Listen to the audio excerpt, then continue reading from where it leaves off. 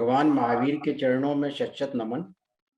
Training on online application processing method on national portal under minority scholarship scheme विषय पर आज यहाँ webinar आयोजित किया गया है या कार्यशाला आयोजित की गई है। इसमें मैं स्वयं अपनी तरफ से और बीजीएस के माइनॉरिटी नॉलेज सेंटर की ओर से आप सभी का यहाँ उपस्थित महानुभाव जुड़े हुए हैं इस ट्रेनिंग को लेने के लिए, उन सभी का हार्दिक स्वागत, अभिनंदन।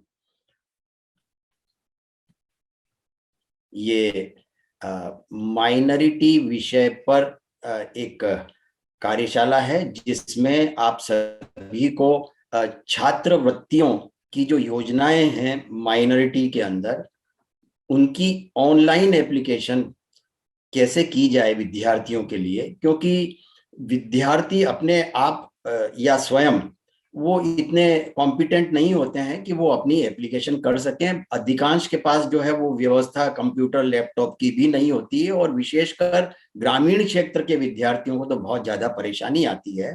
तो हमने पिछले 4 सालों के अंदर ये एक नया मॉड्यूल डेवलप किया और इसके तहत जो है हम ऑनलाइन एप्लीकेशन की बहुत बड़ी संख्या में हर साल प्रतिवर्ष ट्रेनिंग देते हैं और वो लोग जो है समाज के विद्यार्थियों को हेल्प करते हैं। हेल्प इन दी सेंस उनकी एप्लीकेशन करने की जवाबदारी वो स्वयं लेते हैं। और आज भी हम इस ट्रेनिंग को आपको देकर आपसे ये अपेक्षा रखेंगे कि आप जो है विद्यार्थियों को इनवाइट करें, आप सूचना दें कि आप जो है उनकी एप्लीकेशन कर सकते हैं और ये भागीरथ कार्य में आप जुड़ें। साथियों, आज जो हमारा वर्कशॉप है, कार्यशाला है ट्रेनिंग की, उसमें मुख्य रूप से 3 सेशन है। मैं समझता हूं कि आपको स्क्रीन पे नजर आ रहे हैं। इंट्रोडक्टरी सेशन में हम बात करेंगे भारतीय जनसंगठन के बारे में और उसके कार्यक्रमों के बारे में, बहुत संक्षिप्त में, आधे मिनट में।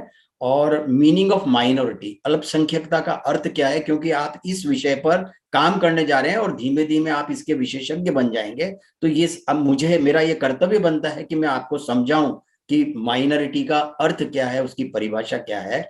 और जैन समाज के संदर्भ में या पूरे देश के संदर्भ में भी पहले तो ये कि वाई माइनॉरिटी की आवश्यकता क्या है, क्या ये एक अच्छा प्रावधान है।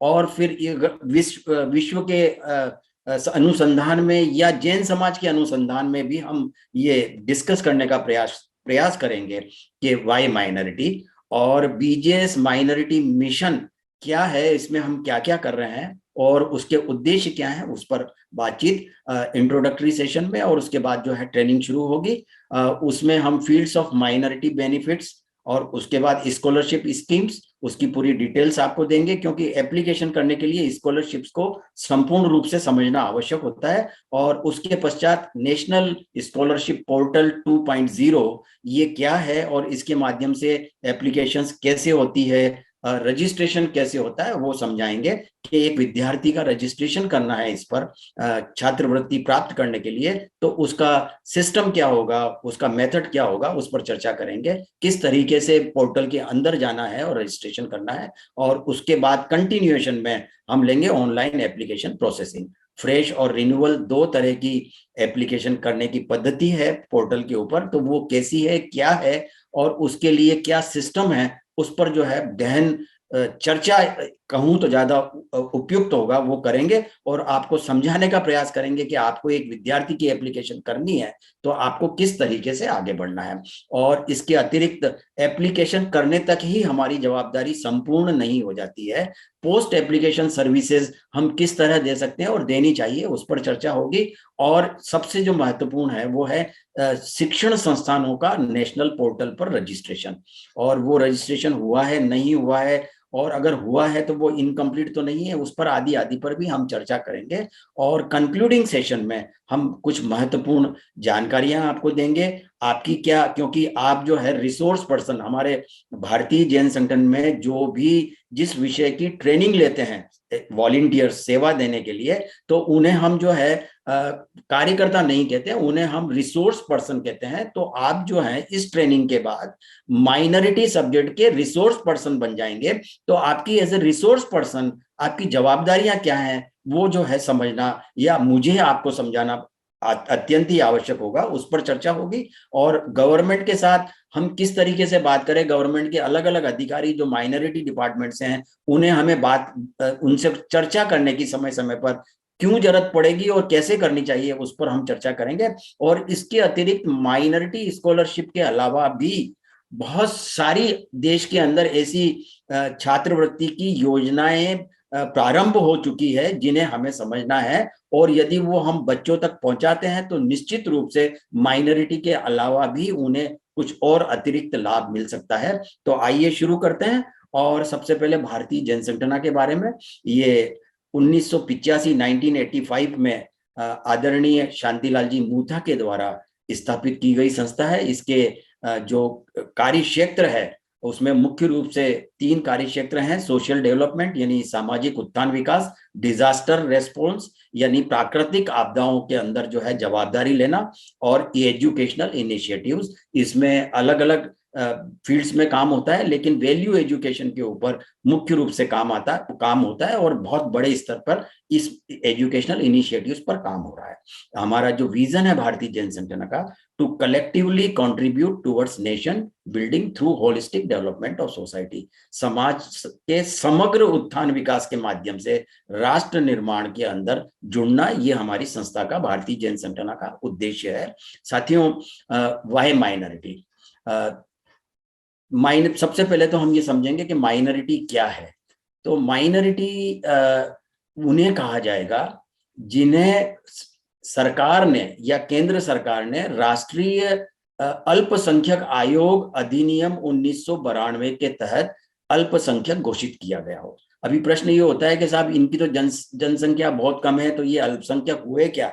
नहीं, ऐसा नहीं है। ये धार्मिक अल्पसंख्यकता है, धार्मिक समुदायों को दी जाती है और ये सरकारों के द्वारा दी जाती है। और केंद्र सरकार ऐसे धार्मिक समुदायों को जो राष्ट्रीय अल्पसंख्यक आयोग अधिनियम 1992 के तहत उन्हें ये दी गई है, ये मान्यता अल्पसंख्यक समुदाय की, वो ही अल्पसंख्यक समुदाय गिने जाएंगे।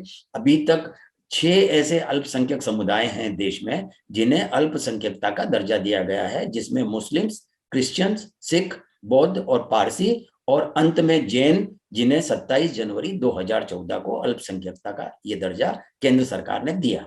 ये एक अलग विषय है कि ये राज्यों का भी विषय है, और कुछ राज्य सरकारों ने 2014 से बहुत पहले, यानी 1 डिकेड पहले भी कुछ ऐसे राज्य हैं जिनमें राजस्थान, मध्य प्रदेश, महाराष्ट्र आदि आदि, उन्होंने बहुत पहले 2004, 2002, 2006 में जैन समाज को अल्पसंख्यकता का दर्जा दिया। वो एक अलग विषय है कि उसके बारे में हमें जानकारी नहीं है।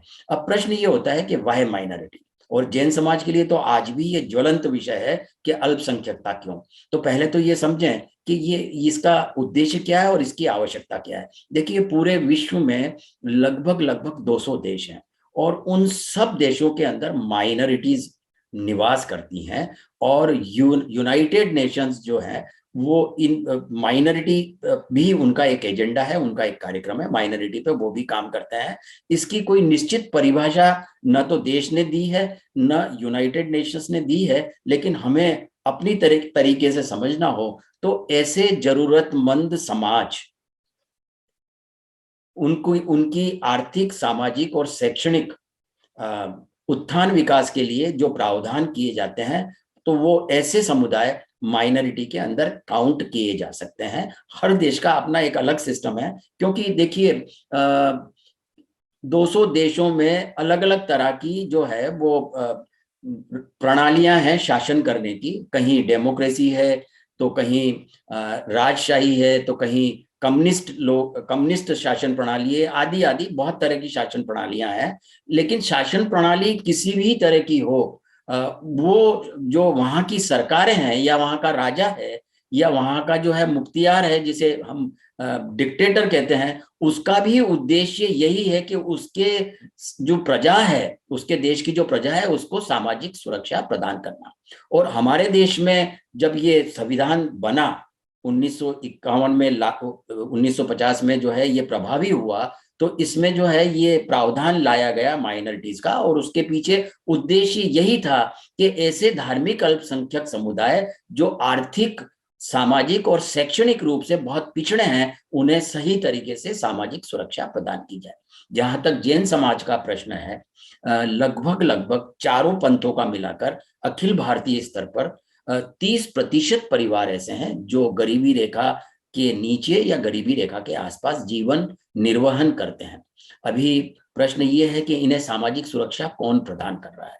देखिए, जैन समाज की यदि हम सोशल फैब्रिक पर दृष्टिपात करें, उसकी जो संरचना है, सामाजिक संरचना जैन समाज की, उस पर दृष्टिपात करें तो हम पाते हैं कि हमारा समाज जो है वो धर्म से कंट्रोल्ड समाज है, मंदिरों से, स्थानकों से नियंत्रित समाज है, जिसमें सामाजिक गतिविधियों के लिए किसी भी तरीके का अवकाश या स्पेस नहीं छोड़ा गया है। इन द सेंस मैं ये कहना चाहता हूं कि जो समाज को कंट्रोल कर रहा है, उनके ही एजेंडा में ऐसे 30% परिवारों को सामाजिक सुरक्षा देने का प्रावधान है ही नहीं। इसलिए ये जो माइनॉरिटी का प्रावधान है, ये जैन समाज के लिए बहुत ज्यादा महत्वपूर्ण है, उन 30% परिवारों के लिए जिन्हें सामाजिक सुरक्षा किसी न किसी रूप में, चाहे आर्थिक सहायता के रूप में भले मिल रही हो, लेकिन मिल तो रही है और सरकार दे रही है। तो मैं समझता हूं कि हमें जिन जिन भी महानुभावों के आज भी विचारधारा ये है कि ये माइनॉरिटी हमें नहीं लेना चाहिए था स्टेटस, उसे अब जो है दूर करना चाहिए और हमें उन 30% परिवारों के बारे में सोचना चाहिए कि यदि सरकार उन्हें कुछ दे रही है तो निश्चित रूप से हमें उसमें सहायक बनने की आवश्यकता है। साथियों, आइए बीजेएस माइनॉरिटी मिशन पर बात करते हैं। ये जैसा मैंने कहा कि जनवरी 2014 में केंद्र सरकार ने जैन समाज को अल्पसंख्यकता का दर्जा दिया और हमने मार्च 2014 में लॉन्च कर दिया minority rights and benefits awareness campaign. ये आज तक भी चलती हुई आ रही है और मार्च के अंदर ही हमने 6 पुस्तकों का एक सेट, अलग अलग क्षेत्र लाभों के जो हैं, जो अल्पसंख्यकता में अलग अलग क्षेत्रों में लाभ मिलते हैं, चाहे वो विद्यार्थियों के लिए हो, व्यापारियों के लिए हो, धार्मिक संस्थानों को, जैन समाज की शैक्षणिक संस्थानों को, एनजीओस को या महिलाओं को, ऐसे अलग अलग क्षेत्रों पर हमने जो है कंप्लीट कि किस तरह की प्रधानमंत्री के 15 सूत्री कार्यक्रम में योजनाएं हैं और उन पर जो है हमने ये पुस्तकें प्रकाशित की, जिसकी 2014 से लेकर 2017 तक लगभग 20,000 प्रतियां जैन समाज में वितरित की गई या जो है हमसे क्रय की गई। और हमने जनरल अवेयरनेस सेमिनार्स जो हैं वो लगाने शुरू किए, क्योंकि माइनॉरिटी शब्द भी अधिकांश जैनियों के लिए नया था। तो उन्हें ये समझाना कि अल्पसंख्यकता क्या है और आपको क्या लाभ मिल सकते हैं या किस तरीके के लाभ मिलेंगे, आपके लिए क्या योजनाएं हैं अलग अलग क्षेत्र के लोगों के लिए, वो जो है उस पर हमने वेबिनार शुरू किए। अब पूरे देश के अंदर वेबिनार करने हो, सेमिनार करने हो, उस समय वेबिनार नहीं था, उस समय तो सेमिनार ही थे, फिजिकल जाना होता था। तो हमने जो है जैन समाज के ही अलग अलग हमारे बीजेएस के कार्यकर्ताओं को जो अलग अलग राज्यों में निवास करते थे, उन्हें निमंत्रित किया और पहला हमने जो है कार्यक्रम, ये कार्यशाला, जिस तरह की आज कार्यशाला हो रही है, ऐसी ही कार्यशाला हमने जून 2014 में लगाई, जिसमें 125 से अधिक कार्यकर्ता अलग अलग राज्यों से जुड़े थे और उन्हें हमने ये रिसोर्स पर्सन बनाया। और उसके बाद जो है हमारे इस अवेयरनेस मुहिम को, मिशन को गति मिली और इस पर जो है भारतीय जैन संगठन ने बहुत बड़ा काम किया और आज भी हम कर रहे हैं। और सबसे जो महत्वपूर्ण है कि हम मात्र अकेले काम करने में विश्वास नहीं करते हैं, हम बहुत सारी संस्थाओं को समय समय पर अपने साथ लेने का प्रयास करते हैं। हमने जीटो के साथ काम किया है, आरजेएमओ के साथ काम किया है, शिवांशी मालानी का नाम आपने सुना होगा, एक बहुत बड़ी संस्था है, उनके साथ जो है पिछले साल का वर्कशॉप उनके साथ किया था। आज ये वर्कशॉप हम VNNO के साथ कर रहे हैं और इस तरह की और भी संस्थाओं के साथ जो है, कुछ मुस्लिम संस्थाओं के साथ भी हमारा टाई अप है, हम उनसे भी सहयोग लेते हैं और उनको सहयोग देते हैं। और आपकी सूचना के लिए कि आज भी कुछ, जहां तक मेरी नॉलेज में है, कुछ मुस्लिम बंधु इस कार्यक्रम में ये ट्रेनिंग लेने के लिए उपस्थित हैं। हमारा बीजेएस माइनॉरिटी मिशन का एम्स एंड ऑब्जेक्टिव्स क्या है, 1 मिनट में उसे समझेंगे कि कम्युनिटी को इस विषय पर एजुकेट करना। क्योंकि मेरा ऐसा मानना है कि भले हम अवेयरनेस प्रोग्राम कर रहे हैं और सिर्फ भारतीय जैन संगठन नहीं करती है, और भी बहुत सारी संस्थाएं हैं देश में जैन समाज की जो राष्ट्रीय स्तर के ऊपर इस तरीके के काम करती है। ठीक है, हमारा जो सिस्टम है वो बहुत ज्यादा प्रोफेशनल और साइंटिफिक है और रिसर्च बेस्ड है।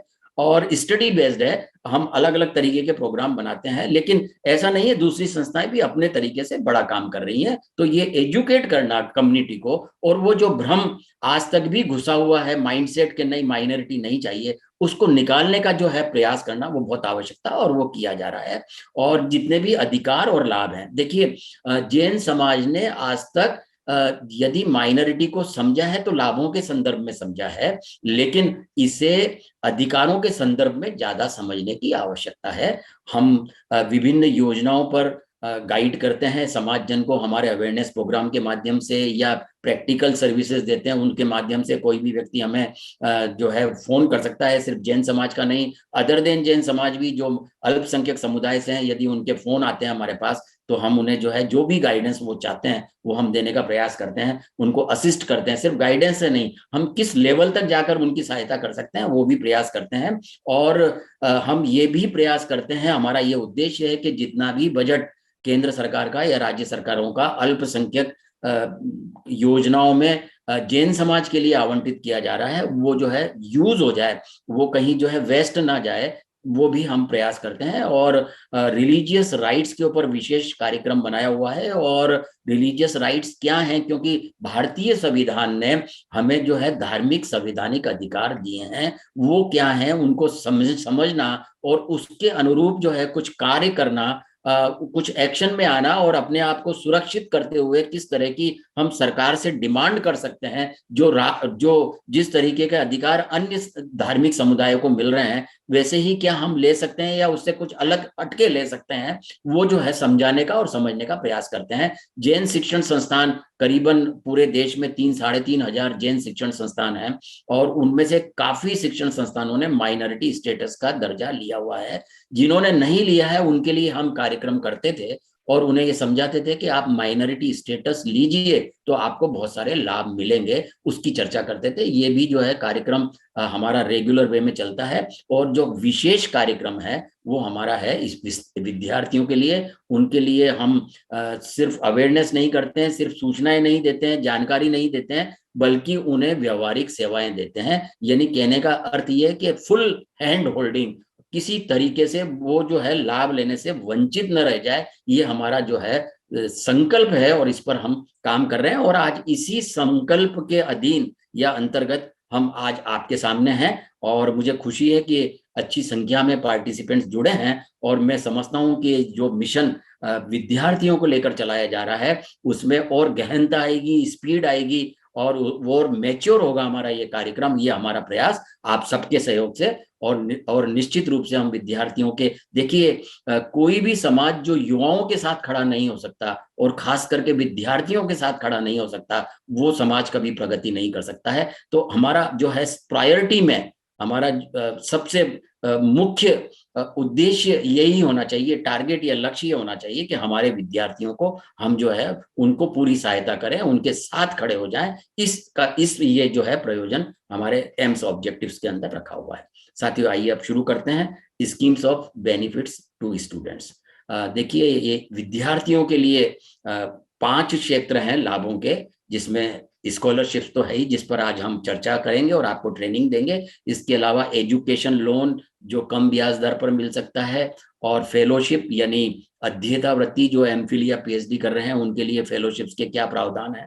फाइनेंशियल असिस्टेंस, कुछ योजना ऐसी है जिसमें एक मुश्त आर्थिक सहायता मिलती है, और कुछ फ्री कोचिंग की भी प्रावधान है। तो ये फ्री कोचिंग कैसे क्या, ये जो है हम स्टूडेंट्स के लिए जब अवेयरनेस का कार्यक्रम करते हैं तो उस पे ये 5 फील्ड्स के ऊपर पूरी जानकारी देते हैं, और उसमें राज्य सरकारों के क्या बेनिफिट हैं या और क्या हैं उस पर भी पूरी जानकारी देते हैं। लेकिन आज हम चर्चा करने जा रहे हैं स्कॉलरशिप के ऊपर। और देखिए, ये जो 5 क्षेत्र हमने अभी आपको यहाँ बताए, scholarships, education loan, fellowships, financial assistance and free coaching, इनके लिए प्रधानमंत्री के 15 सूत्री कार्यक्रम में अल्पसंख्यक मंत्रालय भारत सरकार के द्वारा चलाए जाने वाली 10 योजनाएं हैं। एक संक्षिप्त में मैं आपके सामने रखता हूं, क्योंकि इसका नॉलेज भी आपको होना चाहिए। देखिए, ये पहले 4 बुलेट जो है ये छात्रवृत्ति योजनाओं से हैं, जिनका नाम है pre matric scholarship, post matric scholarship और merit cum means scholarship schemes यानी योजनाएं। और चौथी योजना है Begum Hazrat Mahal scholarship for girl students, ये सिर्फ छात्राओं के लिए योजना है। तो इन 4 जो ये योजनाएं हैं, इनके अंदर अगर मैं ऐसा कहूं कि जो 6 अल्पसंख्यक समुदाय हैं, जिसमें मुस्लिम, क्रिश्चियंस, सिख, पारसी, बौद्ध और जैन, करीबन 30 लाख से अधिक या 35 लाख से अधिक छात्रवृत्तियां जो है केंद्र सरकार वितरित करती है प्रतिवर्ष, जिसका करीबन 2,500 करोड़ से अधिक का बजट है। तो ये 4 योजनाओं में पर ही हमारा आज का ट्रेनिंग जो है या ये कार्यशाला आधारित है। हमें इन 4 योजनाओं में हमारे विद्यार्थियों को हम कैसे उनकी एप्लीकेशन कर सकते हैं और उनको जो है लाभान्वित कर सकते हैं, उस पर सारी चर्चा होगी। उसके अलावा देखिए, फ्री कोचिंग की स्कीम्स हैं। स्कीम ऑफ फ्री कोचिंग्स, नई उड़ान, ये आर्थिक सहायता की एक योजना है। जो आईपीएस या आईएएस करने के लिए प्रीलिम्स पास करते हैं, उन्हें एक मुश्त 25,000 से लेकर 1 लाख रुपए तक की आर्थिक सहायता देने का इस नई उड़ान योजना के तहत प्रावधान है। Maulana Azad national fellowship scheme, इसके तहत जो एमफिल और पीएचडी कर रहे हैं, उन्हें 33,000 और 32,000 और 35,000 रुपया महीना फेलोशिप देने का प्रावधान है। पढ़ो परदेश योजना, इसके अंदर जो पोस्ट ग्रेजुएशन करने के लिए विद्यार्थी अल्पसंख्यक समुदाय के विदेश में जा रहे हैं, उन्हें जो है यदि उन्होंने लोन लिया है तो उनको जो है कुछ लोन में माफी की ये योजना है, कुछ एग्जेम्पशन मिलता है इस तरीके से। और सब्सिडाइज्ड रेट के ऊपर, इंटरेस्ट रेट जो कम ब्याज दर के ऊपर लोन देने का प्रावधान है, शिक्षण लोन या वो ऋण, वो जो है ये योजना है जो एनएमडीएफसी के द्वारा संचालित है, जिसे national minority development finance corporation कहते हैं। ये एनएमडीएफसी अल्पसंख्यक मंत्रालय भारत सरकार की एक जो है ऑटोनोमस बॉडी। साथियों, अब स्कॉलरशिप्स पे बात करेंगे और सीधा हम जो है, मैं आपका अटेंशन चाहूंगा क्योंकि अब यहाँ से प्रैक्टिकली ट्रेनिंग शुरू हो रही है। और पहली जो छात्रवृत्ति की योजना है उसका नाम है प्री मैट्रिक स्कॉलरशिप स्कीम। इसमें एलिजिबिलिटी पहली कक्षा से 10वीं कक्षा तक के विद्यार्थी इस योजना के अंदर छात्रवृत्ति के लिए एप्लीकेशन करेंगे। इस योजना का नाम प्री मैट्रिक स्कॉलरशिप, और इसमें एलिजिबिलिटी पहली से 10वीं कक्षा तक के विद्यार्थी, यानी यदि 11वीं का विद्यार्थी है या उससे ऊपर पढ़ने वाला विद्यार्थी है तो उसके लिए अलग से योजना है, जिसका हम अगली स्लाइड में चर्चा करेंगे। और एलिजिबिलिटी के अंदर ऐसे परिवार का विद्यार्थी जिसके परिवार की कुल आय, वार्षिक आय 1 लाख रुपए से कम है। दूसरे शब्दों में कहूं तो जो सरकारी आय का प्रमाण पत्र है वो 1 लाख रुपए से नीचे का होगा, तो वो ऐसे विद्यार्थी इस योजना के अंदर एप्लीकेशन कर सकेंगे। इसमें स्कॉलरशिप्स में आइए देखते हैं कि 6ठी कक्षा से लेकर 10वीं कक्षा तक के विद्यार्थियों को जो फीस वो भर रहे हैं उसके एवज में 4,000 रुपया, यहाँ देखिए इसको स्प्लिट भी किया हुआ है। एडमिशन फीस के पेटे 500 रुपया और ट्यूशन फीस के पेटे 3,500 रुपया, यानी कुल मिलाकर 4,000 रुपया ये स्कॉलरशिप इसके फीस के एवज में देने का प्रावधान है। लेकिन आप ये देखिए कि ये जो है सिर्फ 6ठी से 10वीं के विद्यार्थियों के लिए है, जबकि ये योजना पहली कक्षा से 10वीं कक्षा तक के विद्यार्थियों के लिए है। इसमें और क्या रिएम्बर्समेंट होता है स्कॉलरशिप में, आइए वो देखते हैं। ये है मेंटेनेंस अलाउंस। इसमें डे स्कॉलर को, जो पहली से 10वीं तक के विद्यार्थी हैं, उन्हें 1,000 रुपया सालाना देने का प्रावधान है। ये क्योंकि ये 10 महीने के लिए मिलता है और 100 रुपये महीना मेंटेनेंस डे स्कॉलर को मिलेगा। तो पहले तो ये समझते हैं कि डे स्कॉलर क्या होता है।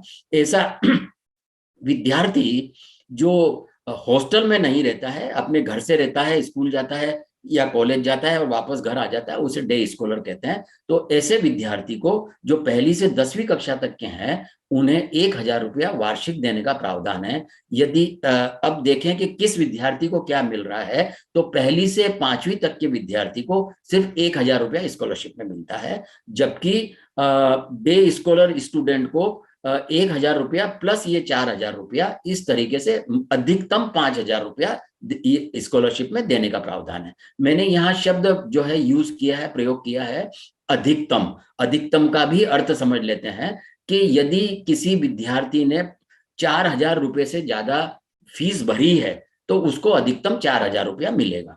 यदि कम भरी है, अगर सपोज 3,500 ही फीस भरी है, तो उसको जो एक्चुअल में उसने भरी है वही उसे मिलेगी।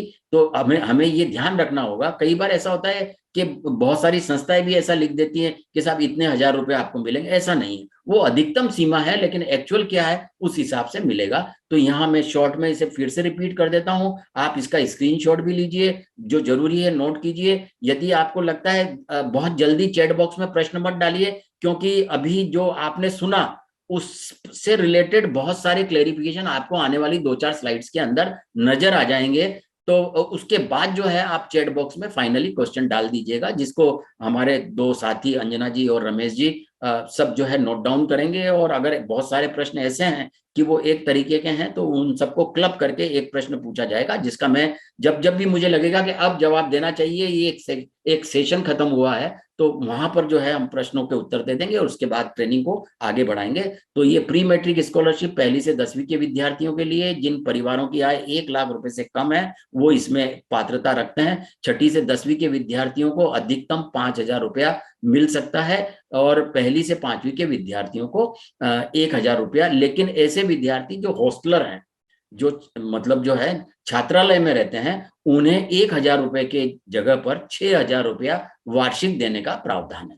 तो यदि हम 6,000 रुपये को और इस 4,000 रुपए से जो फीस के पेटे है जोड़ दें, तो अधिकतम 10,000 रुपया होता है। तो यहाँ 3 कैटेगरी हो गई, 1,000 वाले, 5,000 वाले और 10,000 वाले। अभी हॉस्टलर की परिभाषा क्या है? डे स्कॉलर की तो परिभाषा मैंने आपको अर्थ बताया कि जो घर से जाता है स्कूल कॉलेज और वापस घर आ जाता है, वो डे स्कॉलर है। लेकिन हॉस्टलर जो है वो विद्यार्थी अपने नगर शहर से बाहर किसी दूसरी जगह पढ़ाई कर रहा है, और वो चाहे किराए का कमरा लेके रह रहा है या 4 बच्चे इकट्ठे रह रहे हैं, इट मेक्स नो डिफरेंस, वो हॉस्टलर गिना जाएगा। और ये सिर्फ छठी से 10वीं तक के विद्यार्थियों के लिए ये प्रावधान है, हॉस्टलर के लिए, क्योंकि पहली से 5वीं का बच्चा अकेला जाकर कहीं बाहर नहीं पढ़ सकता। इसलिए जो है ये 6,000 रुपए सालाना, यानी इनको अधिकतम 10,000 रुपए तक मिल सकता है। पोस्ट मैट्रिक स्कॉलरशिप, अभी हमने देखा कि प्री मैट्रिक स्कॉलरशिप में पहली से 10वीं तक के विद्यार्थी, अब 11वीं से लेकर और हमारे देश में जितने भी कोर्सेज हैं, डिप्लोमा हो, UG, under graduation, post graduation, MPhil, PhD और आईटीआई टेक्निकल कोर्सेज, जो भी मतलब सैकड़ों कोर्स हैं या हजारों कोर्स हैं, वो सब जो है पोस्ट मैट्रिक स्कॉलरशिप में कवर हो जाते हैं, कुछ अपवाद को छोड़कर। वो अपवाद क्या है वो मैं अगली स्लाइड में, अगली योजना में आपको बताऊंगा। लेकिन मोटे तौर पर हम ये समझें कि लगभग लगभग 11वीं कक्षा से लेकर ऊपर के सारे विद्यार्थी इस जो है योजना में समाहित हो जाते हैं छात्रवृत्ति के लिए। और इस योजना का नाम है पोस्ट मैट्रिक स्कॉलरशिप। इसमें पात्रता परिवारों की 2 लाख की आय तक जो है वो लिमिट है। ऐसे परिवार जिनकी वार्षिक आय 2 लाख है। अभी मैंने परिवार की वार्षिक आय कहा, तो परिवार की वार्षिक आय का भी मीनिंग समझना बहुत जरूरी है कि परिवार के अंदर जो कमाने वाले व्यक्ति हैं, माता पिता के साथ यदि माता भी जो है अर्निंग है, तो उसकी इनकम भी जुड़ जाएगी, तब जाकर वो परिवार की वार्षिक आय बनती है। और उनकी जो आय है वो वार्षिक 2 लाख रुपए से कम होना चाहिए। अभी एक प्रश्न आपके जहन में घूम रहा होगा कि ये इतनी कम लिमिट रखी है आज के जमाने में, ये तो बहुत नेग्लिजिबल है, ये प्रैक्टिकल मतलब ऐसा होता नहीं है। बिल्कुल सही सोच रहे हैं आप, लेकिन ये जरूरतमंदों के लिए है। और ऐसे जरूरतमंद लोग जो कहीं से उनको हेल्प नहीं मिलती है, समाज से भी नहीं मिलती है, तो यहाँ देने का प्रावधान है। और जितनी बजट है, क्योंकि हमारा देश बहुत बड़ा है, बहुत बड़ी पॉपुलेशन है, अगर इसको जो है 2 लाख की जगह 4 लाख भी कर दिया जाए, तो भी जो है वो समस्या का समाधान नहीं होता है। लेकिन जो नियम है वो मैं आपको एक्सप्लेन कर रहा हूं। अभी देखिए कि इसमें स्कॉलरशिप किसको क्या मिल रही है। इसमें 11वीं और 12वीं कक्षा के विद्यार्थियों को एडमिशन और ट्यूशन फीस के एवज में 7,000 रुपया अधिकतम स्कॉलरशिप में देने का प्रावधान है। मैं इसे फिर से रिपीट कर रहा हूं, 11वीं और 12वीं कक्षा के विद्यार्थी को एडमिशन और ट्यूशन फीस के एवज में 7,000 रुपया स्कॉलरशिप देने का प्रावधान है। और जो ऐसे ट्रेनर्स जो ट्रेनिंग ले रहे हैं, जिसे हम आईटीआई में कहते हैं, इंडस्ट्रियल ट्रेनिंग इंस्टीट्यूट या वोकेशनल इंस्टीट्यूट के अंदर किसी भी तरह की स्किल ट्रेनिंग ले रहे हैं, तो ऐसे स्टूडेंट ट्रेनर्स, उन्हें 10,000 रुपया अधिकतम वार्षिक देने का इस योजना के अंदर प्रावधान है। और इसके अतिरिक्त जितने भी कोर्स हैं जो यूजी के अंडर ग्रेजुएशन, जैसे अंडर ग्रेजुएशन में बीए, बीकॉम, बीएससी आदि आ गया, पोस्ट ग्रेजुएशन में एमए एमकॉम आदि, एमएससी या फिर डिप्लोमा, या इसके अलावा और भी बहुत सारे कोर्सेज हैं, उनमें जो है फीस के पेटे सिर्फ 3,000 रुपए देने का प्रावधान है। ये स्कॉलरशिप में ये फीस के एवज में इतना मिलेगा। और मेंटेनेंस अलाउंस क्या मिल रहा है, आइए वो देखते हैं, और टोटल कितना एक विद्यार्थी को ऑन एंड एवरेज आएगा उसकी भी चर्चा करते हैं। मेंटेनेंस अलाउंस में डे स्कॉलर को, यदि डे स्कॉलर है तो ये 2,300 रुपया, सॉरी 2,300 रुपया वार्षिक मिलेगा। ये 10 महीने के लिए मिलता है, क्योंकि एकेडमिक सेशन, कोई भी एजुकेशनल एकेडमिक सेशन 10 महीने से अधिक का नहीं होता है, तो मेंटेनेंस अलाउंस भी 10 महीने का है। तो ये 230 रुपए महीने के हिसाब से देखें तो 2,300 रुपया बनता है, ये 11वीं और 12वीं के विद्यार्थियों के लिए। और यदि 7,000 में जोड़ देते हैं तो ये रकम हो जाती है 9,300, यानी एक विद्यार्थी को अधिकतम 9,300 रुपया मिल सकता है इस योजना के तहत, जिसका नाम है पोस्ट मैट्रिक स्कॉलरशिप। और यदि हॉस्टलर है तो उसको 3,800 रुपया देने का प्रावधान है। इस तरीके से इसको, ये भी 11वीं और 12वीं कक्षा के विद्यार्थी के लिए 3,800 जो हॉस्टलर है, और उसे कुल जो मिलेगा वो 10,800 रुपया अधिकतम मिल सकता है। इसी तरीके से जो दूसरी कैटेगरी है, चाहे वो टेक्निकल इंस्टीट्यूट में पढ़ने वाला ट्रेनर हो स्टूडेंट, या फिर डिप्लोमा यूजी पीजी या और कोई कोर्स कर रहा हो, उन्हें जो है मेंटेनेंस अलाउंस में 300 रुपया महीना यानी 3,000 रुपया वार्षिक मिलेगा। और यदि इसे अलग अलग कैटेगरीज में जोड़ दें, डे स्कॉलर को यदि आईटीआई ट्रेनर्स के साथ जोड़ें तो 10,000 प्लस 3,000, यानी उन्हें जो है 13,000 रुपया मिल सकता है अधिकतम। लेकिन जो यूजी पीजी डिप्लोमा कोर्स कर रहे हैं उन्हें 3,000 प्लस 3,000 यानी अधिकतम 6,000 रुपया मिल सकता है। अगर हॉस्टलर की बात करें तो ये रकम 11वीं और 12वीं के विद्यार्थियों के लिए 10,800 रुपया हो जाती है अधिकतम। और जो दूसरे जितने भी कोर्सेज हैं, चाहे वो आईटीआई हो, यूजी पीजी पीएचडी डिप्लोमा आदि हो, उनके लिए हॉस्टलर के लिए 5,700 रुपया महीना है। यानी अगर आईटीआई में पढ़ने वाला या वोकेशनल इंस्टीट्यूट में पढ़ने वाला विद्यार्थी हॉस्टलर है तो उसे 10,000 प्लस 5,700 यानी 15,700 रुपया अधिकतम मिल सकता है। लेकिन यदि वो डे स्कॉलर है तो उसे 13,000 रुपया, और जो अन्य कोर्सेज में है तो उन्हें अगर डे स्कॉलर है तो 6,000 रुपया, और यदि हॉस्टलर है तो ये हो जाएगा 8,700 रुपया। इस तरीके से ये मिलता है। इसके अलावा ऐसे भी कुछ कैंडिडेट्स हमारे देश में हैं जो पीएचडी कर रहे हैं, लेकिन उन्हें कहीं से भी फेलोशिप नहीं मिल रही है, चाहे वो माइनॉरिटी में नहीं मिल रही हो या यूनिवर्सिटी ग्रांट कमीशन या यूनिवर्सिटी से नहीं मिल रही हो। ऐसे भी बहुत सारे कैंडिडेट्स होते हैं। तो अगर अल्पसंख्यक समुदाय के ऐसे कैंडिडेट्स हैं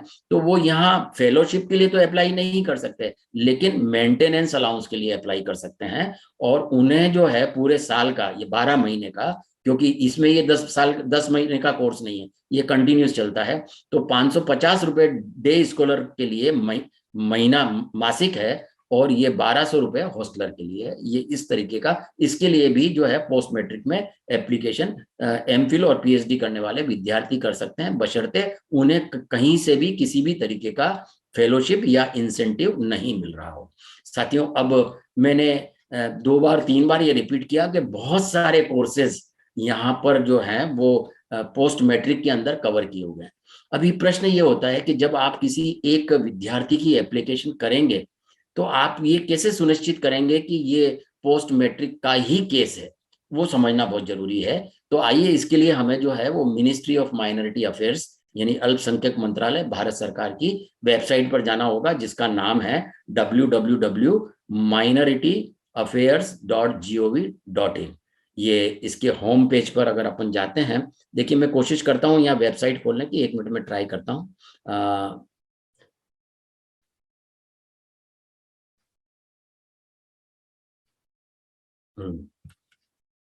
देखिए ये मिनिस्ट्री ऑफ माइनॉरिटी अफेयर्स की वेबसाइट है जो मैंने खोल के रखी हुई थी समय जो है इसका ये होम पेज है। देखिए इसमें ये स्कीम्स जो हैं ये आपको नजर आ रही हैं।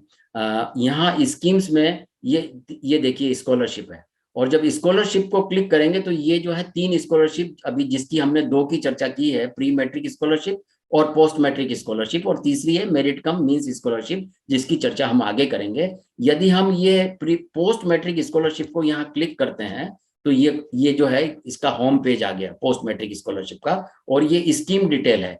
इस स्कीम डिटेल को आप पूरा पढ़ सकते हैं। और इसमें यहाँ देखिए कि लिस्ट ऑफ कोर्सेज, देखिए मैं यहाँ कर्सर ले जा रहा हूँ, मैं आशा करता हूँ कि आप पढ़ सकेंगे। List of courses covered under post matric scholarship scheme, इसको अगर मैं क्लिक कर देता हूँ तो ये देखिए ये खुल गई। अब ये बहुत लंबी जो है सूची है, इसमें कई 200-400 से भी अधिक जो है वो कोर्सेज इसके अंदर शो किए गए हैं। लेकिन यदि कोई कोर्स इसमें शो नहीं किया गया है और वो देश में चल रहा है, जो किस अंडर ग्रेजुएशन या पोस्ट ग्रेजुएशन में है, तो वो ये मतलब वी विल डीम इट कि वो इस योजना के अंदर कवर्ड है। साथियों, ये इस तरीके से आप चेक कर सकते हैं। और इसके बाद ये इस तरीके से आप चेक कर पाएंगे। और बहुत सिंपल है, आप पूरे मतलब जो है ये ट्रेनिंग के बाद जब भी आपको 1-2 दिन में टाइम मिले, आप ये वेबसाइट खोलिए, इसका स्क्रीनशॉट ले लीजिए minorityAffairs.gov.in। आप जिस विषय पर एक्सपर्ट बनने जा रहे हैं और आप सेवा देने के लिए जो है कृत संकल्पित है, यहाँ जुड़े हैं, तो ये आपको माइनॉरिटी अफेयर्स की या अल्पसंख्यक मंत्रालय भारत सरकार की वेबसाइट, जिसका नाम ये है www.minorityAffairs.gov.in, इस पर कैसे जाना है और कैसे जो है वो आपको सर्च करना है, वो बहुत सिंपल है। लेकिन आपको ये जो है ये आपकी रूटीन प्रैक्टिस में होना बहुत आवश्यक है। अब हम बात करेंगे merit cum means scholarship scheme की। इसमें एलिजिबिलिटी आइए देखते हैं। Students pursuing technical and professional courses, अभी मैंने पिछली पोस्ट मैट्रिक स्कॉलरशिप में ये कहा था कि लगभग देश में चलने वाले सभी कोर्स पोस्ट मैट्रिक स्कॉलरशिप में है, कुछ अपवादों को छोड़कर।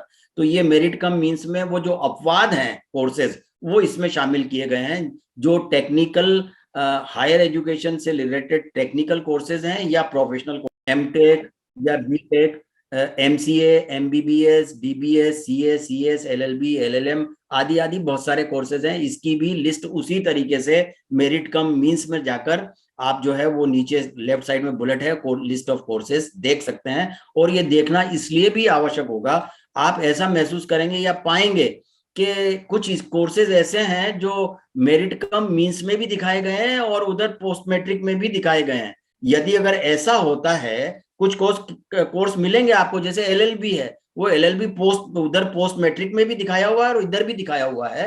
तो अगर ऐसा है तो हम मेरिट कम मींस में ही एप्लीकेशन करेंगे, पहली बात। दूसरा ये है कि ये मेरिट कम मींस में कौन से कोर्सेज लिए गए हैं। मैंने एक जनरल टर्म बताई, technical and professional hire education के कोर्सेज, लेकिन इसको अगर सरल भाषा में समझाऊं तो ऐसे सारे कोर्सेज जिनमें विद्यार्थी को एडमिशन लेने के लिए एक एंट्रेंस एग्जाम या टेस्ट पास करना, जिसे कहते हैं कॉम्पिटिटिव एग्जाम पास करना आवश्यक है, और फिर राज्यवार मेरिट लिस्ट बनती है और मेरिट लिस्ट के आधार पर सेंट्रल एडमिशन पद्धति से एडमिशन होता हो, वो जो है सारे कोर्सेज मेरिट कम मींस के अंदर समाहित किए गए हैं। और ऐसे परिवार जिनकी वार्षिक आय 2.5 लाख रुपए से अधिक नहीं है, वो विद्यार्थी इसमें एप्लीकेशन कर सकते हैं, बशर्ते इन कोर्सेज के अंदर वो पढ़ रहे हों।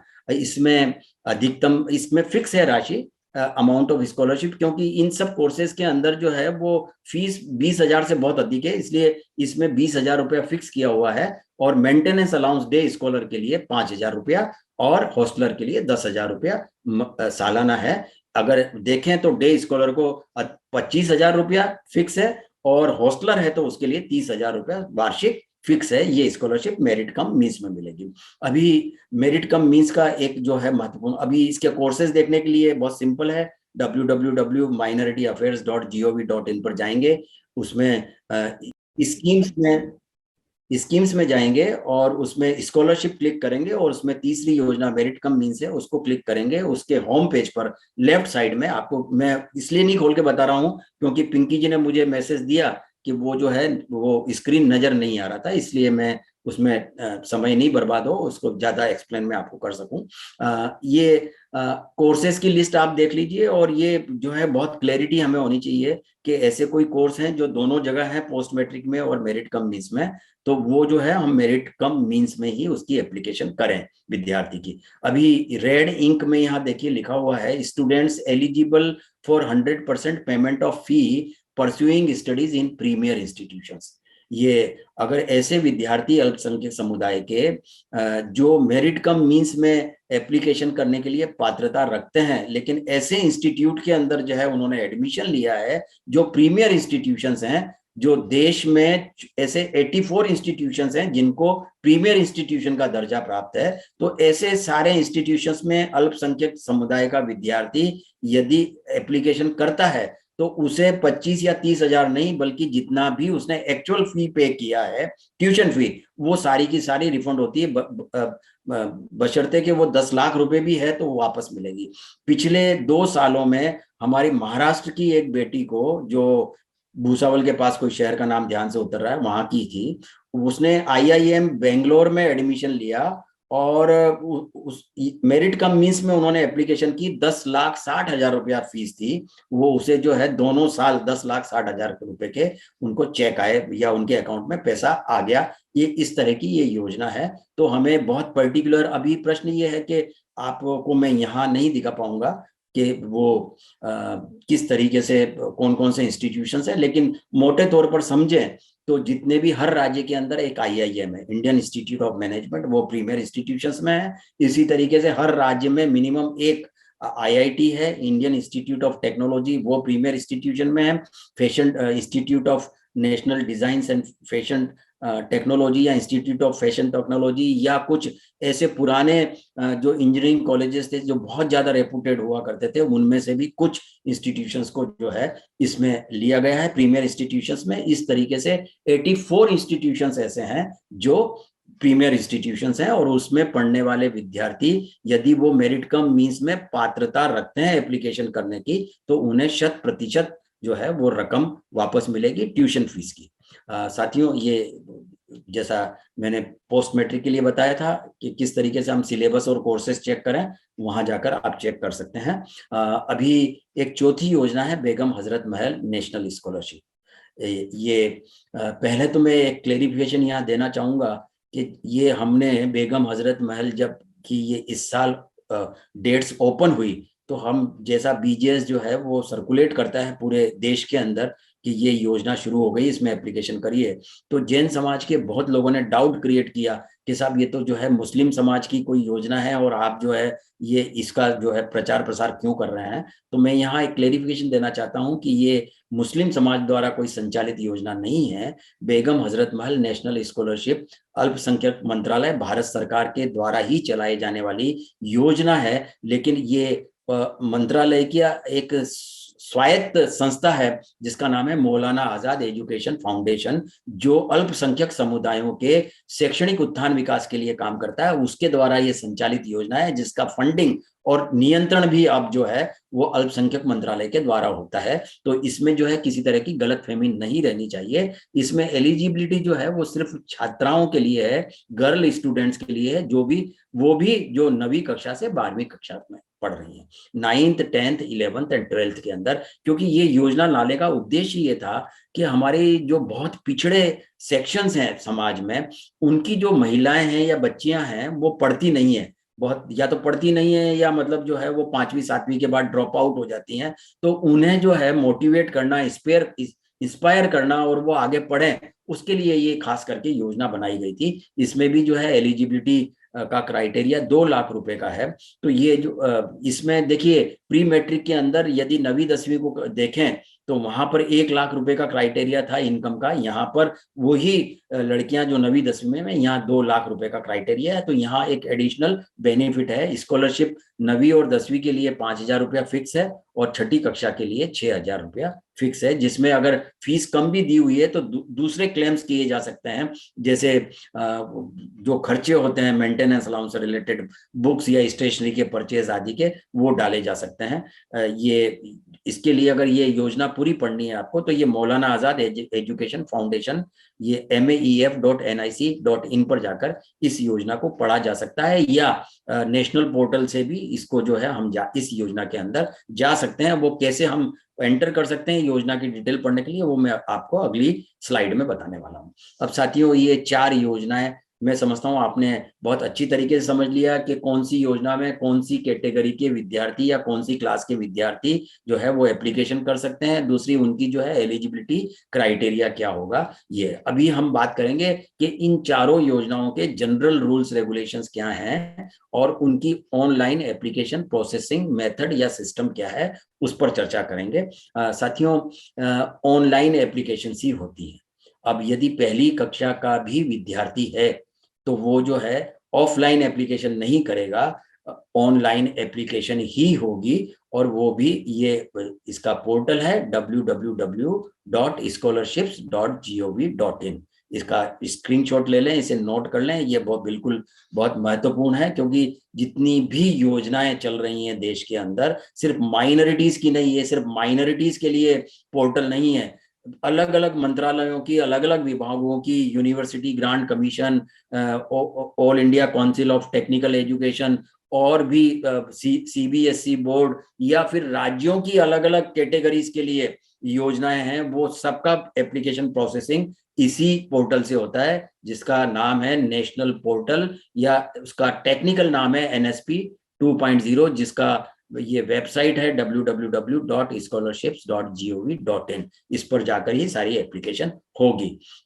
ये एक सिस्टम है कि जैसे ही एप्लीकेशन की जाएगी, पोर्टल से ही एक उसका PDF फॉर्मेट निकलता है, डाउनलोड कर सकते हैं एप्लीकेशन का, जो आपने एप्लीकेशन की है, चाहे फ्रेश एप्लीकेशन की हो या रिन्यूअल एप्लीकेशन की हो, उसका पोर्टल से ही आपको PDF प्रिंट डाउनलोड करने का प्रावधान है। और वो जो है हमें उसकी विद्यार्थी को ये सूचना देनी है, हमें विद्यार्थी को जो है वो PDF की जो कॉपी है उसको हम ईमेल से या व्हाट्सएप से भेज देंगे, और विद्यार्थी उसको जो है प्रिंट लेगा उसका, और उसके साथ जितने भी रिक्वायर्ड डॉक्यूमेंट्स हैं, जितने भी डॉक्यूमेंट्स मांगे जाते हैं, वो डॉक्यूमेंट्स अटैच करके, और वो कहाँ सबमिट करना है, जिस स्कूल या कॉलेज में विद्यार्थी पढ़ रहा है वहां पर उसे सबमिट करना है। अभी कौन कौन से डॉक्यूमेंट्स सबमिट करने हैं वो अगली स्लाइड में हम चर्चा करेंगे, लेकिन यहाँ जो महत्वपूर्ण है वो ये है कि यदि विद्यार्थी पहली बार किसी योजना में लाभ ले रहा है,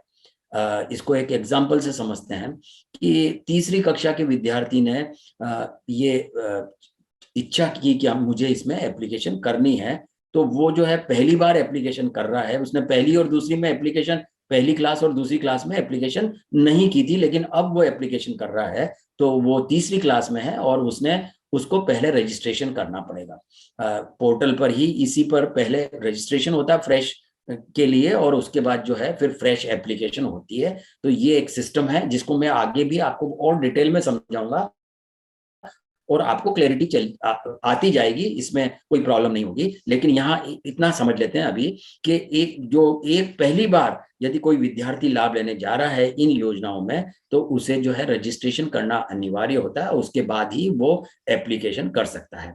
और रिन्यूअल एप्लीकेशन होती है, 2 मेथड है, एक फ्रेश एप्लीकेशन, एक रिन्यूअल एप्लीकेशन। तो जिस विद्यार्थी ने पिछले वर्ष पहली बार एप्लीकेशन की थी, तो वो और उसकी एप्लीकेशन पास हुई और उसे स्कॉलरशिप मिली, और वो इसी योजना में जिसके अंदर वो एप्लीकेशन की थी, उसी योजना में वो कंटिन्यू कर रहा है। इसे भी एक एग्जांपल से समझ लेते हैं कि मैंने अभी ये कहा कि तीसरी कक्षा के विद्यार्थी ने एप्लीकेशन की और उसकी एप्लीकेशन पास हुई, उसे स्कॉलरशिप मिली। अगले साल वो चौथी कक्षा में आ गया और चौथी कक्षा में उसको रिन्यूअल एप्लीकेशन करनी है, और वो रिन्यूअल एप्लीकेशन कब तक करता जाएगा? 10वीं कक्षा तक, क्योंकि प्री मैट्रिक स्कॉलरशिप जो है पहली से 10वीं कक्षा तक के लिए है।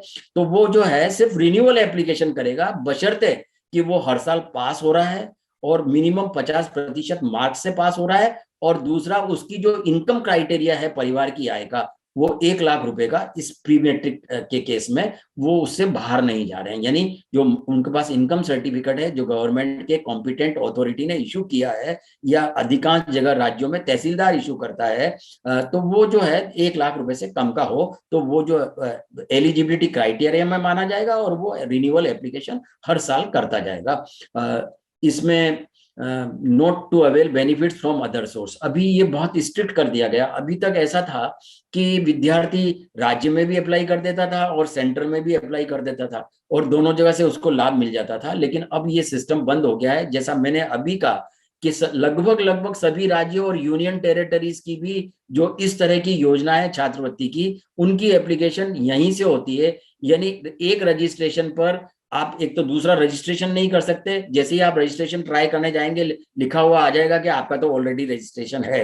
मतलब ये बहुत सेंसिटिव प्लेटफॉर्म है, मतलब आपको कहीं भी गड़बड़ करने का मौका नहीं देगा। इसलिए आप जो है वो एक ही योजना के अंदर, हाँ इतना मैं जरूर कहूंगा कि अगर राज्य की कोई भी योजना में विद्यार्थी को छात्रवृत्ति मिल रही है तो उसे राज्य की योजना में ही ट्राई करना चाहिए, क्योंकि वहां जो चांसेस हैं छात्रवृत्ति मिलने के वो बहुत ज्यादा ब्राइट हैं। और पिछले साल मिली थी तो इस साल मिलेगी ही मिलेगी। लेकिन यहाँ नए विद्यार्थी को ये चॉइस करना हो कि मैं राज्य में अप्लाई करूं या यहाँ केंद्र में करूं, तो बेटर ये है कि उसे राज्य में करना चाहिए। लेकिन ये कंसिडर करते हुए, ये समझते हुए कि कितना जो है वो स्कॉलरशिप्स का कोटा है, उसमें कितनी एप्लीकेशंस आती हैं, वो everything is now available on websites. उससे चेक करने के बाद ये डिसीजन लिया जा सकता है कि उसकी एप्लीकेशन हमें कहाँ करनी है। ये डिसीजन विद्यार्थी नहीं समझेगा, छोटा विद्यार्थी जो आप लोग ट्रेनिंग ले रहे हैं उन्हें ये समझना होगा कि ये हम किस तरीके से डिसीजन लें। Note to avail benefits from other sources, minority certificate not essential, ये बहुत इंपॉर्टेंट है, इसे समझ लीजिए कि इन योजनाओं में अल्पसंख्यक छात्रवृत्ति योजनाओं में छात्रवृत्ति की आवेदन करने के लिए माइनॉरिटी सर्टिफिकेट की आवश्यकता नहीं है। अभी अधिकांश जो है हमें पेरेंट्स के फोन या विद्यार्थियों के आते हैं कि सर सर्टिफिकेट कहाँ से बनेगा माइनॉरिटी का, हमें एप्लीकेशन करनी है। तो उन्हें समझाना पड़ता है कि भाई इसकी जरूरत नहीं है, आपकी एप्लीकेशन ऐसे ही हो जाएगी। अभी आपके मस्तिष्क में भी ये घूम रहा होगा कि ये ऐसे कैसे वेरीफाई होगा कि ये जो है ये विद्यार्थी अल्पसंख्यक समुदाय का ही है और एलिजिबल है। तो इसके लिए उसे क्या करना पड़ेगा उसकी मैं जानकारी आपको आगे दूंगा। और डोमिसाइल सर्टिफिकेट भी नहीं चाहिए, मतलब जो है केंद्र सरकार की ये योजना हम डिस्कस कर रहे हैं, इसके लिए डोमिसाइल सर्टिफिकेट की भी आवश्यकता नहीं है। और इनकम सर्टिफिकेट आवश्यक है, जो तहसीलदार या और कोई जो कॉम्पिटेंट अथॉरिटी है वो इशू करती है, वो सर्टिफिकेट होना अनिवार्य होगा। इंस्टीट्यूशन का रजिस्ट्रेशन एनएसपी पर होना अनिवार्य है, अदरवाइज विद्यार्थी एप्लीकेशन कर ही नहीं सकेगा। ये मैं इसको आगे भी एक्सप्लेन करूंगा। ये जरूरी है, मतलब हर विद्यालय, देश के अंदर 14 लाख से अधिक विद्यालय या शिक्षण संस्थान हैं, उन्हें सभी 14 लाख शिक्षण संस्थानों को इस एनएसपी पोर्टल के ऊपर रजिस्ट्रेशन करना अनिवार्य है। और आज भी ऐसे अनेक संस्थान हैं जिन्होंने अभी तक रजिस्ट्रेशन नहीं किया है, तो वो गड़बड़ है। ये उनकी जवाबदारी में आता है। अभी तो सरकार ने कंपलसरी भी कर दिया है, लेकिन ऐसा विद्यार्थी जो कोई नए शिक्षण संस्थान में गया है और उसे ये पता नहीं है कि मैं एप्लीकेशन कर पाऊंगा नहीं कर पाऊंगा, तो वो चेक करने का भी सिस्टम है। लेकिन विद्यार्थी को अपन हेल्प कर सकते हैं, उसके प्रिंसिपल से बात कर सकते हैं कि सर इस पे आपको रजिस्ट्रेशन कराएंगे तो बच्चे एप्लीकेशन कर सकेंगे।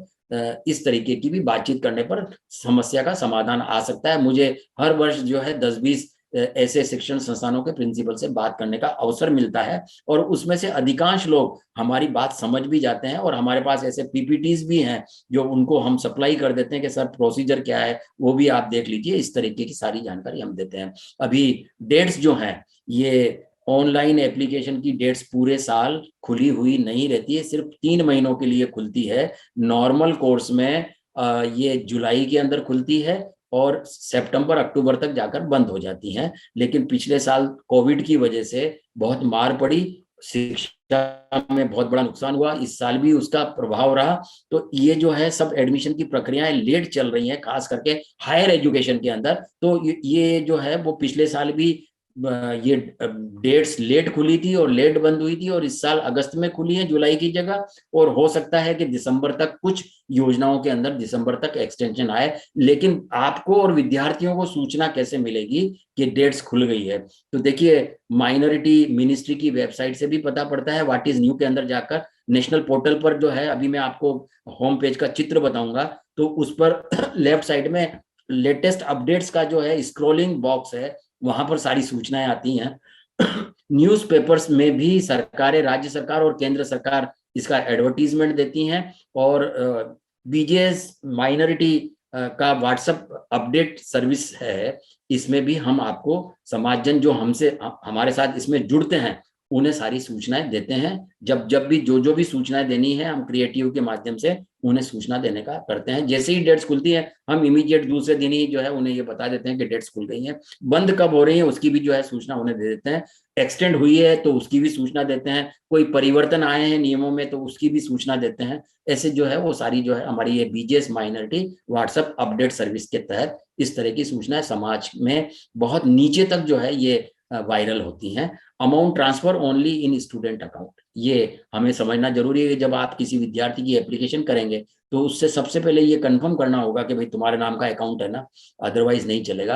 वैसे प्री मैट्रिक स्कॉलरशिप के विद्यार्थी जो 1ली से 10वीं तक हैं, उनके लिए ये कायदा जरूर है कि उनके माता पिता के अकाउंट में पैसा आ सकता है, लेकिन हम ये एडवाइस करते हैं कि स्टार्टिंग से ही विद्यार्थी का अकाउंट खुला दीजिए, किसी तरह की कोई कॉम्प्लिकेशंस बाद में ना हो। इसमें अब 1ली कक्षा या दूसरी कक्षा का विद्यार्थी का अकाउंट खुलता तो है, लेकिन वो जॉइंट अकाउंट खुलता है, तो उसमें विद्यार्थी का नाम पहला होना चाहिए और माता या पिता का नाम जो है बाद में होना चाहिए। ये जो है कंपलसरी रूल है, इसे हमें समझना चाहिए, और वो वेरीफाई करने की जरूरत हमें पड़ेगी जब विद्यार्थी आपको अप्रोच करेंगे तो। क्योंकि बहुत सारे माँ बाप ये कहेंगे कि सब ये हमारा अकाउंट है, प्री मैट्रिक स्कॉलरशिप के अंदर है तो पिता और माता के नाम से जो बैंक अकाउंट है उसमें पैसा आ जाएगा, लेकिन 11वीं और उसके ऊपर का जितने भी विद्यार्थी हैं उनके लिए तो विद्यार्थी के ही मतलब जो है बैंक अकाउंट आवश्यक है। इसमें जो मुख्य बात है कि एक विद्यार्थी ने एप्लीकेशन की और वो और उसको इस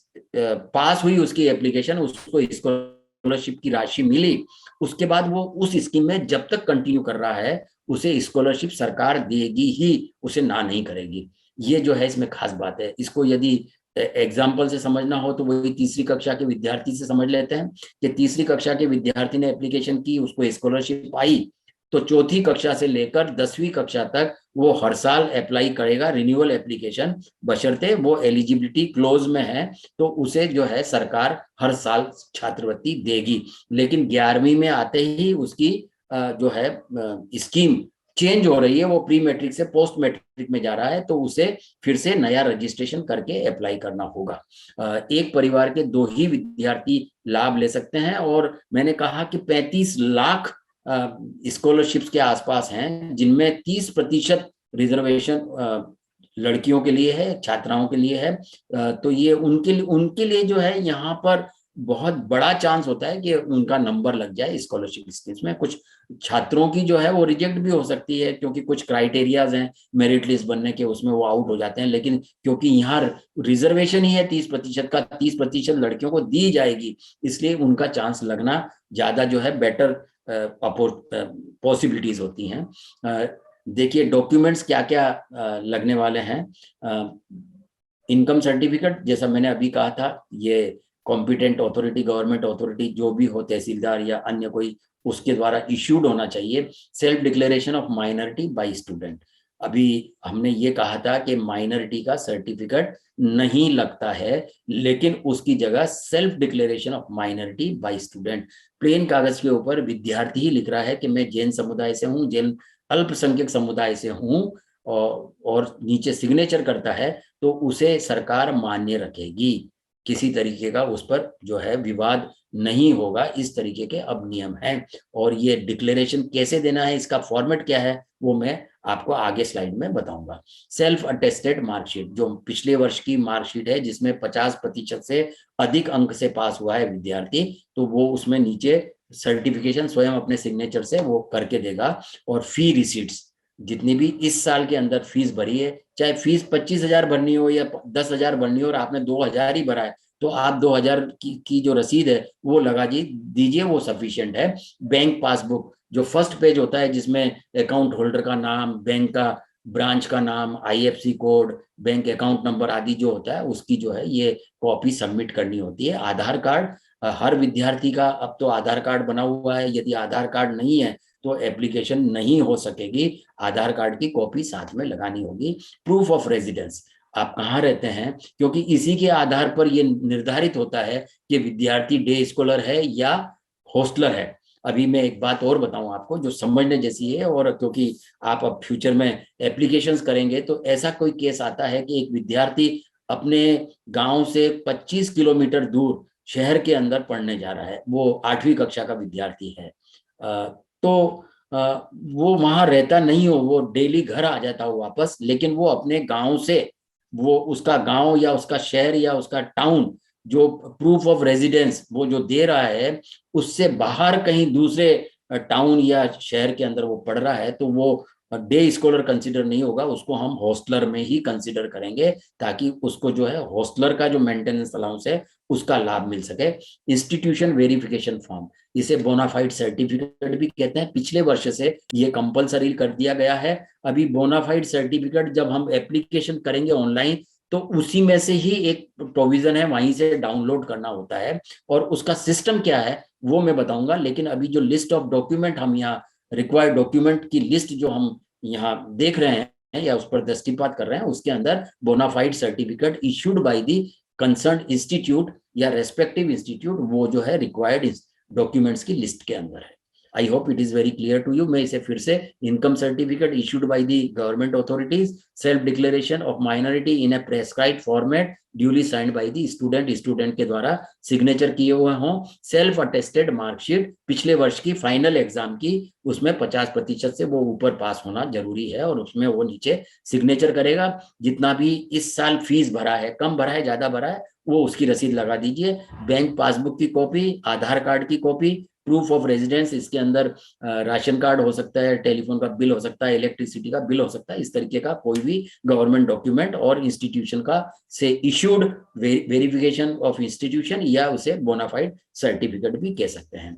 अभी हमें विद्यार्थियों को क्या एडवाइस करना है, या खास करके विद्यार्थियों के अभिभावकों को, पेरेंट्स को क्या एडवाइस करना है, एप्लीकेशन करने से पहले किन किन चीजों पर उन्हें ध्यान रखना जरूरी है, वो हमें उन्हें एडवाइस करने की आवश्यकता होगी। तो इसे आप समझेंगे ढंग से तो आप एडवाइस कर सकेंगे। बैंक अकाउंट स्टूडेंट के नाम का ही होना चाहिए, जैसा मैंने अभी एक्सप्लेन किया था। बहुत सारे पेरेंट्स फोन करके पूछते हैं कि सर हमारा बच्चा 11वीं में, हमारा अकाउंट नहीं चलेगा क्या, मतलब वो दूसरा अकाउंट उनको खुलवाना है, उसकी बहुत जानकारी नहीं है, वो क्लैरिटी लेने की कोशिश करते हैं। लेकिन हमें ये जो है सुनिश्चित करना है एप्लीकेशन करने से पहले कि विद्यार्थी के नाम, बैंक अकाउंट उसके खुद के नाम का है। दूसरा, जो बैंक अकाउंट है वो केवाईसी हो रखा है, यानी आधार कार्ड से लिंक्ड है। अगर वो आधार कार्ड से लिंक्ड नहीं है तो वो मान्य नहीं रखा जाएगा। एप्लीकेशन कर भी दी तो जो है वो एप्लीकेशन आगे रिजेक्ट हो जाएगी। इसलिए केवाईसी अकाउंट होना कंपलसरी है, ये चीज भी हमें सुनिश्चित करनी होगी। और तीसरा, बैंक अकाउंट डोरमेंट नहीं होना चाहिए। डोरमेंट का मतलब है कि वो फ्रीज हो जाता है, उसमें लेन देन की जो है रेस्ट्रिक्शंस आ जाती है। वो कब होता है कि यदि कुछ एक सर्टेन पीरियड तक कोई भी ट्रांजेक्शन नहीं हुआ। अभी सेविंग अकाउंट है, विद्यार्थी के नाम का अकाउंट है, सिर्फ इसलिए खोला हुआ है कि सरकार से कुछ पैसा आ जाएगा, तो उसमें कोई ट्रांजेक्शन नहीं हो रहा है, तो मतलब अगर 6 महीने निकल के ट्रांजेक्शन नहीं हुआ तो डोरमेंट हो जाएगा। और डोरमेंट होने पर हमें तो पता नहीं कि डोरमेंट हो गया, बैंक हमें इन्फॉर्म नहीं करती है, और जब हमारा पैसा आएगा तो उस समय वो पैसा वापस चला जाएगा, क्योंकि डोरमेंट अकाउंट में वो जमा नहीं होता है।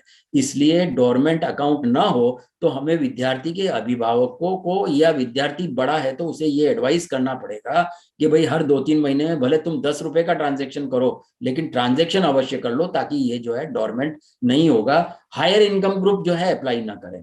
मैंने ऐसा भी पाया है कि हमारे समाज के ही लखपति लोग भी इस तरीके का प्रयास करते हैं, कम इनकम का सर्टिफिकेट बनवा के अप्लाई कर देते हैं, लेकिन ऐसा नहीं करना चाहिए, क्योंकि हम किसी जरूरतमंद परिवार जो गरीबी रेखा के आसपास रह रहे हैं, जिन्हें बहुत जरूरत है, उनका कहीं हम हक ना मार लें। क्योंकि हमारी जो है वो स्कॉलरशिप, तो नंबर ऑफ स्कॉलरशिप फिक्स है हमारी जो है, वो ऐसा नहीं है कि ज्यादा एप्लीकेशन आई तो ज्यादा मिल जाएगा, ऐसा नहीं होता है। तो हम किसी गरीब का जो है हक ना मार दें, इसलिए हम भी ऐसे व्यक्तियों को प्रमोट ना करें। एज ए रिसोर्स पर्सन हम एप्लीकेशन करने जा रहे हैं, तो हम जो है उन्हें, अगर वो जिद भी करें तो हमें उन्हें समझाने की आवश्यकता है कि भाई साहब ये मत करिए, किसी गरीब आदमी का हक मार देंगे। आपको तो सहायता किसी की कर सकते हैं, आपकी तो ये स्थिति है, भगवान की दया है आप पे, तो मतलब आप कुछ हेल्प करें और ना करें तो कोई बात नहीं, लेकिन किसी का हक तो ना मारे। ये चीज जो है हमें बताने की आवश्यकता पड़ सकती है। प्रोक्योर इनकम सर्टिफिकेट, ये मैंने आपको बता ही दिया है। इंश्योर इंस्टीट्यूट इज रजिस्टर्ड,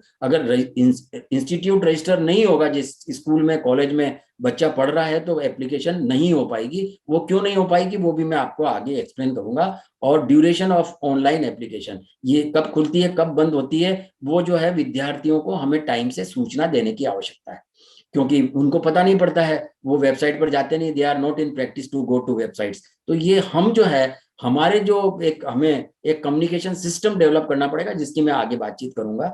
हम तो बीजेएस के माध्यम से करते हैं, लेकिन ये आपका भी पर्सनल व्यक्तिगत उत्तरदायित्व बनेगा कि आप भी जो है अपने राज्य में, शहर में, वैसे मैं आपको एक बात बता दूं कि ये ऑनलाइन एप्लीकेशन ऐसा नहीं है कि ये आपके गांव के बच्चों का ही करना है या आपके राज्य के बच्चों का ही करना है। आप अपने गांव में, अगर आप जयपुर के अंदर बैठे हुए हैं, तो आप चेन्नई के भी एक विद्यार्थी की ऑनलाइन एप्लीकेशन कर सकते हैं।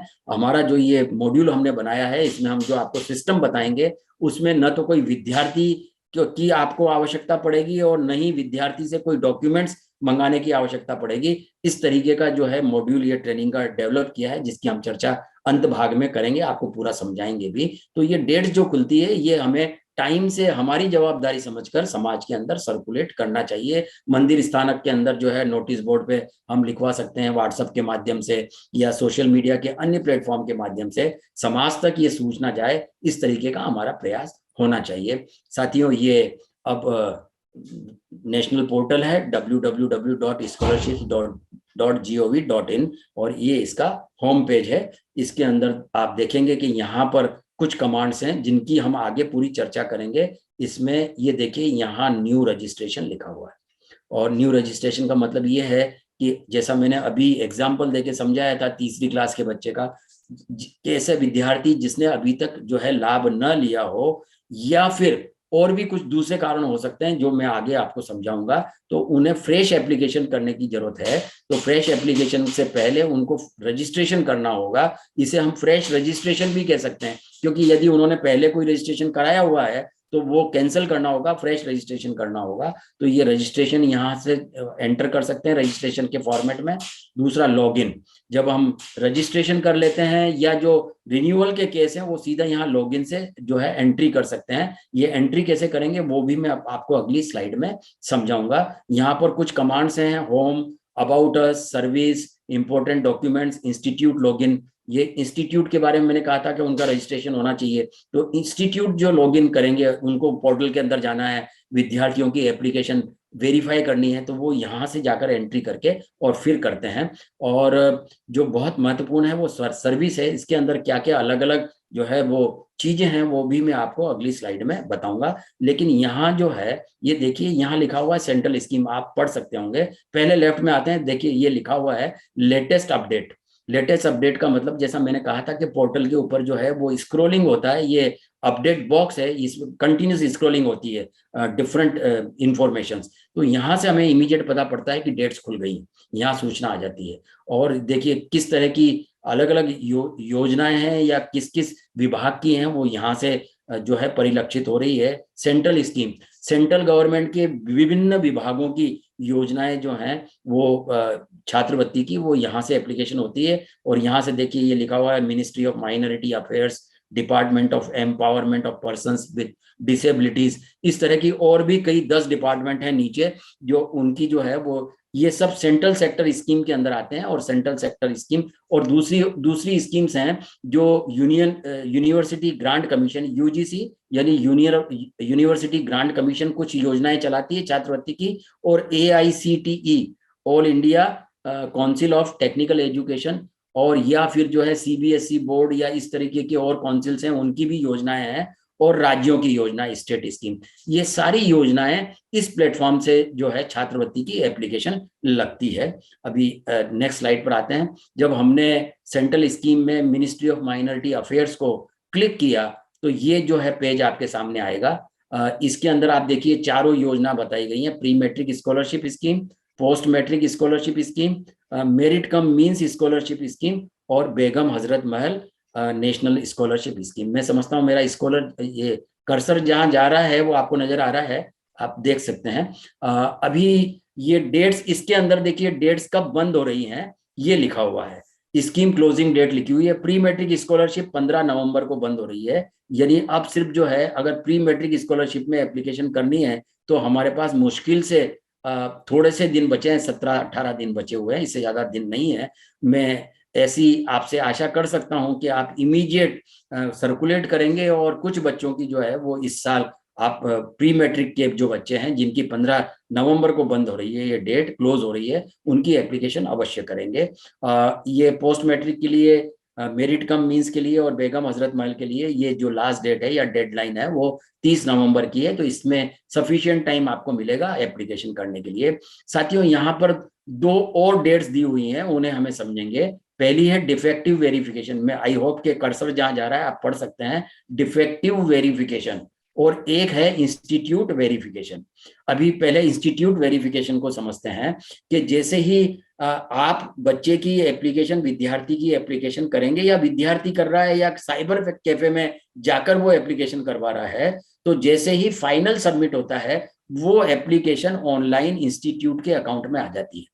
ये जैसे ही एप्लीकेशन की गई फाइनली सबमिट, वो इंस्टीट्यूट के अकाउंट में आ जाती है और इंस्टीट्यूट की ये जवाबदारी है कि वो उसे वेरीफाई करेगा। वेरिफिकेशन कैसे करेगा कि एप्लीकेशन की कॉपी और जितने भी डॉक्यूमेंट्स आपने दिए हैं, सबमिट किए हैं स्कूल कॉलेज में, तो वो उसके आधार पर ये वेरिफिकेशन करके और इसे आगे सबमिट करेंगे जो नोडल ऑफिस, स्टेट के नोडल ऑफिसर के पास ये आपकी एप्लीकेशन चली जाती है। ये एक सिस्टम है। अब डिफेक्टिव वेरिफिकेशन क्या है, इसकी मैं अगली स्लाइड में आपको पूरी जानकारी दूंगा, और ये बहुत महत्वपूर्ण जानकारी है, कुछ एग्जाम्पल के साथ मैं आपको देने की कोशिश करूंगा। साथियों, ये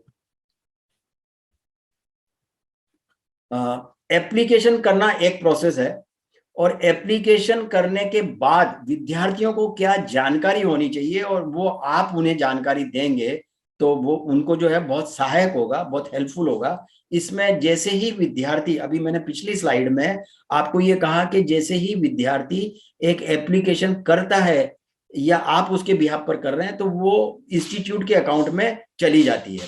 तो जैसे ही विद्यार्थी ने फाइनल सबमिशन का बटन दबाया एप्लीकेशन का, तो उसे जो है एक ऑटो जनरेटेड एसएमएस प्राप्त होगा जिसमें लिखा होगा your application has been successfully submitted, your application has been submitted successfully, इस तरीके का एक एसएमएस इमीडिएट आएगा। अगर वो नहीं आता है तो जो है हमें ये विद्यार्थी को ये ताकीद करना पड़ेगा कि भाई नहीं आया है तो तुम हमें बताओगे ताकि हम आगे इसकी कोई कार्रवाई करनी है तो करें। तो ये एक चीज जो है विद्यार्थियों को इसके बारे में अंडरस्टैंडिंग हमें देने की आवश्यकता है। दूसरा, जब इंस्टीट्यूट वेरिफिकेशन करता है, अब इंस्टीट्यूट वेरिफिकेशन कब तक कर सकता है, जो विद्यार्थियों की, देखिए मैं वापस पिछली स्लाइड पे आता हूं। हाँ ये देखिए, ये इंस्टीट्यूट वेरिफिकेशन 15/12 तक करेगा। ये इसकी प्री मैट्रिक की डेट क्या है लास्ट विद्यार्थियों के लिए, 15 नवंबर। तो इंस्टीट्यूट जो है उनको 1 महीने का अतिरिक्त समय दिया। आज भी वो कर सकते हैं, वो तो मतलब तुरंत कर सकते हैं, लेकिन लास्ट डेट उनके लिए डेडलाइन 15 दिसंबर रखी है। और देखिए यहाँ पर pre post matric, merit cum means और बेगम हजरत महल में विद्यार्थियों के लिए जरूर ये 30 नवंबर है, लेकिन यहाँ इनको सिर्फ 15 दिन का ही समय दिया गया है। 15 दिसंबर तक इन्हें ये जो है वेरिफिकेशन करना है। इस तरह की ये योजनाएं हैं। तो कहने का अर्थ ये है कि इंस्टीट्यूट वेरिफिकेशन करेगा, और इंस्टीट्यूट ने वेरिफिकेशन किया तो विद्यार्थी को वापस से एक जो है एसएमएस आएगा उसके मोबाइल पर। ये मोबाइल कौन सा होगा, जिसमें रजिस्ट्रेशन के अंदर जो मोबाइल नंबर डाला गया है, हमने कहा था कि जो पहली बार अप्लाई करते हैं तो रजिस्ट्रेशन करना होता है एनएसपी पर विद्यार्थी को, तो उसके अंदर जो मोबाइल नंबर डाला है उसका फॉर्मेट क्या है वो मैं आगे आपको एक्सप्लेन करूंगा, क्योंकि रजिस्ट्रेशन कैसे करना है, कौन कौन से कॉलम कैसे फिल करने हैं, उसके अंदर मोबाइल नंबर भी है। तो उस मोबाइल नंबर के ऊपर ये सब एसएमएस आते हैं। तो verification of application at institute level, मतलब ये आएगा मैसेज कि your institute has verified your application, इस तरीके का दूसरा एसएमएस आएगा। अब जो है उसके बाद ये एप्लीकेशन इंस्टीट्यूट से आगे कहाँ जा रही है, राज्य के नोडल ऑफिसर के पास जा रही है। कुछ राज्यों के अंदर डबल सिस्टम है, पहले डिस्ट्रिक्ट नोडल ऑफिसर के पास जाती है, इसको माइनॉरिटी डिस्ट्रिक्ट नोडल ऑफिसर कहेंगे, और माइनॉरिटी स्टेट नोडल ऑफिसर कहेंगे। इस तरह के दो अलग अलग जो है वो हर राज्य के अंदर एक जो है माइनॉरिटी ऑफिसर है जो नोडल ऑफिसर है, तो वो भी वेरीफाई करता है कुछ राज्यों में, लेकिन कुछ अधिकांश राज्यों के अंदर सीधा स्टेट नोडल ऑफिसर के पास वो एप्लीकेशन चली जाती है। कहां से, इंस्टीट्यूट से, जब इंस्टीट्यूट वेरिफिकेशन कर देता है तो उसके बाद स्टेट नोडल ऑफिसर उसको वेरीफाई करता है, और अगर वो वेरिफिकेशन करके उसने एप्लीकेशन दिल्ली अल्पसंख्यक मंत्रालय को आगे सबमिट कर दी, तो तीसरा जो है वो आपको एसएमएस आएगा कि your application has been forwarded duly verified by state nodal officer. इस तरीके का आपको 3 मैसेज आएंगे। ये 3 मैसेज आपको आने चाहिए, और विद्यार्थी और उसके अभिभावक को ये अंडरस्टैंडिंग हमें देनी है कि अगर आपको समय से ये नहीं आ रहा है तो आपको जो है चिंता करनी पड़ेगी, और ये इंस्टीट्यूट के लेवल पर रुका हुआ है या स्टेट नोडल ऑफिसर के लेवल पर रुका हुआ है, वो हमें कहीं चेक करना होगा। उसके हर चीज के सिस्टम है, हम चेक कर सकते हैं। इंस्टीट्यूट के अंदर तो प्रैक्टिकली विद्यार्थी बात कर सकता है प्रिंसिपल से कि सर अभी तक आया नहीं है, आपने मेरा वेरिफिकेशन किया या नहीं किया है, या अभिभावक जाकर बात कर सकते हैं। और स्टेट नोडल ऑफिसर से टेलीफोन पे बात हो सकती है, ईमेल के द्वारा बात हो सकती है। ये जो है इस तरीके का ये प्रावधान है। इसके बाद के कुछ प्रोसेस, जब एप्लीकेशन दिल्ली चली जाती है तो देखिए ये वेरिफिकेशन ऑफ एप्लीकेशन, ये beneficiary records creation and accounts validation, ये अकाउंट्स का भी, अकाउंट नंबर जो आपने दिया है उसका वैलिडेशन होता है, और एप्लीकेशन का जो है मेरिट लिस्ट जनरेट हो जाता है। यदि आधार वेरिफिकेशन और बैंक अकाउंट का वैलिडेशन ये दोनों हो जाता है और वो ओके पाया गया, तो उसके बाद जो है वो जो विद्यार्थी की एप्लीकेशन है वो उस लॉट में आ जाएगी जिससे मेरिट लिस्ट बनने वाली है। और उसके बाद यदि मेरिट लिस्ट के अंदर आता है तो वो जो है वो स्टेटस पे बताएगा कि ये विद्यार्थी की एप्लीकेशन यस है मेरिट लिस्ट में या नो है। उसकी मैं आपको आगे स्लाइड भी, इसके बाद की स्लाइड में मैं आपको बताऊंगा इस तरीके से। और लास्ट के अंदर जो है ये फाइनेंस, गवर्नमेंट के लेवल पर फाइनेंशियल अप्रूवल का सिस्टम है, और उसके बाद scholarship disbursement through direct beneficiary transfer, ये इस तरीके से ये पैसा ट्रांसफर होकर आता है। चेक नहीं आता है, सीधा बैंक अकाउंट में पैसा आ जाता है। अगर बैंक अकाउंट डोरमेंट है जैसा मैंने कहा था तो ये पैसा वापस चला जाएगा, फिर सरकार से वापस लेना बड़ा मुश्किल होता है। तो ये चीजें कुछ इंपॉर्टेंट है जो हमें विद्यार्थियों को समझाने की आवश्यकता है। हम हमारे विद्यार्थियों के लिए जो वेबिनार्स करते हैं उनमें तो ये सब चीजें बताते हैं, लेकिन क्योंकि आप इस विषय पर काम करेंगे तो ये आपको पूरा नॉलेज होना चाहिए, और आपको एडवांस में विद्यार्थी या उसके पेरेंट्स को ये बताने की आवश्यकता है कि ये 3 अगर कहीं भी डिले हो रहे हैं तो आप जो है हमें तुरंत फोन कर लें, इसमें क्या कार्रवाई की जा सकती है वो हम करने का प्रयास करेंगे। ये देखिए ये स्टेटस का है। अभी कैसे स्टेटस चेक कर सकते हैं वो प्रोसीजर में आपको आगे समझाऊंगा, लेकिन स्टेटस, ये स्टेटस रिपोर्ट है, इसके अंदर देखिए वेरीफाइड बाय, पहला लिखा है application verified bye school institute college, ये देखिए यहाँ पर यस लिखा हुआ है। यानी कि आपने जो एप्लीकेशन की थी वो आपके इंस्टीट्यूट ने आगे फॉरवर्ड कर दी। अभी जिन्होंने 16 अगस्त के बाद से अभी तक जो है एप्लीकेशन जिन्होंने की है, हालांकि एप्लीकेशन अभी भी करना चालू है, लेकिन वो विद्यार्थी ये चेक कर सकता है कि मेरे कॉलेज ने जो है या इंस्टीट्यूट ने आगे जो वेरिफिकेशन किया है या नहीं किया वो यहीं से पता पड़ जाएगा। इसी तरीके से स्टेट नोडल ऑफिसर ने मेरा वेरिफिकेशन कर दिया या नहीं कर दिया है वो भी पता पड़ सकता है। यहाँ ये स्टेटस रिपोर्ट से आपका आधार वेरीफाइड हो गया है तो यस लिखा हुआ होगा, आपका application bank account detail validate है तो यस लिखा हुआ होगा, फिर selected for scholarship merit list, ये जो है इसमें यस नो हो सकता है, अगर आपकी पास हुई है तो यस, अगर रिजेक्ट हो गई है तो नो लिखा हुआ होगा। इस तरीके से स्टेटस भी चेक किया जा सकता है। अभी हमें एडवाइस करनी स्टूडेंट को कि एप्लीकेशन करने के बाद क्या क्या ध्यान रखना है। मैं इसे फिर से रिपीट कर रहा हूं कि उन्हें जब जब भी जो भी एसएमएस आने चाहिए समय से, इस खुद ने एप्लीकेशन सबमिट की तब आना चाहिए एक, उसके बाद इंस्टीट्यूट ने वेरिफिकेशन किया तब आना चाहिए, और स्टेट नोडल ऑफिसर ने किया तब आना चाहिए। इस तरीके से ये आने चाहिए। एसएमएस अगर नहीं आ रहे हैं तो विद्यार्थी को चिंता करने की आवश्यकता है, ये हमें अंडरस्टैंडिंग विद्यार्थी को देनी होगी। और इनकेस अभी डिफेक्टिव वेरिफिकेशन की हमने बात की थी, आइए उसे समझ लेते हैं। In case of submission of wrong information, request institute to defect the application. अभी एप्लीकेशन हमने कर दी और बाद में पता पड़ा कि हमने ये एक मिस्टेक कर दी है, तो अब ये कैसे सही होगी, हमारी तो एप्लीकेशन रिजेक्ट हो जाएगी। तो ऐसा नहीं है, सफिशिएंट टाइम है। इमीडिएट जैसे ही आपको पता पड़ता है, आप आपके स्कूल कॉलेज में जाइए, वहां रिक्वेस्ट कीजिए कि सर ये हमने गलती कर दी है, इसको आप डिफेक्ट कर दीजिए। एक जो है एक वेरिफिकेशन करने का सिस्टम है, एक डिफेक्ट करने का सिस्टम है। डिफेक्ट करने पर ये इंस्टीट्यूट डिफेक्ट करेगा तो वो एप्लीकेशन वापस से ऑनलाइन विद्यार्थी के खाते में आ जाएगी और विद्यार्थी उसको अपना पासवर्ड आईडी डाल के वो वापस से एप्लीकेशन को खोल सकेगा। उसको जो है रेक्टिफाई जो मिस्टेक्स हैं उनको करके दोबारा से सबमिट करेगा और वो एप्लीकेशन फिर से वेरिफिकेशन के लिए इंस्टीट्यूट के अकाउंट में चली जाएगी। ये हुआ डिफेक्ट सिस्टम। और वो डिफेक्टिव एप्लीकेशन को जो इंस्टीट्यूट वेरिफिकेशन करेगा उसे डिफेक्टिव वेरिफिकेशन कहा जाता है।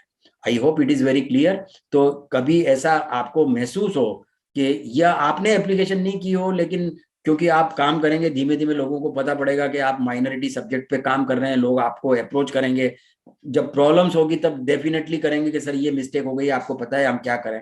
तो अगर ऐसा कोई गलती हुई है और बहुत ज्यादा टाइम नहीं हुआ, इंस्टीट्यूट ने वो एप्लीकेशन वेरीफाई नहीं करी, अब इंस्टीट्यूट के लेवल पे भी दो चीजें हो सकती है। एक तो इंस्टीट्यूट ने ध्यान नहीं दिया और वो गलत गलत ही आगे फॉरवर्ड कर दिया, या दूसरा ऐसा भी हो सकता है कि वो इंस्टीट्यूट आपको बुलाए नहीं और कुछ करे नहीं, वो डिफेक्ट नहीं करने की जगह वो रिजेक्ट कर दे, ऐसा भी हो जाता है। So we have to be very particular while making the application. हम 2 बार ये सुनिश्चित कर लें कि अब कोई गलती नहीं, उसी के बाद फाइनल सबमिशन का बटन दबाएं।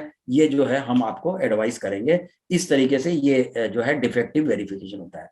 साथियों, ये कुछ जानकारियां थी जो हमने आपको दी स्कॉलरशिप्स के बारे में, जो ऑनलाइन एप्लीकेशन में प्रोसेस होती है, वो योजनाओं की जानकारी दी, उनके नियमों की जानकारी दी, और जो है किस तरीके से क्या क्या चीजें ध्यान में रखनी है, वो सारी बातें हमने आपको बताई हैं।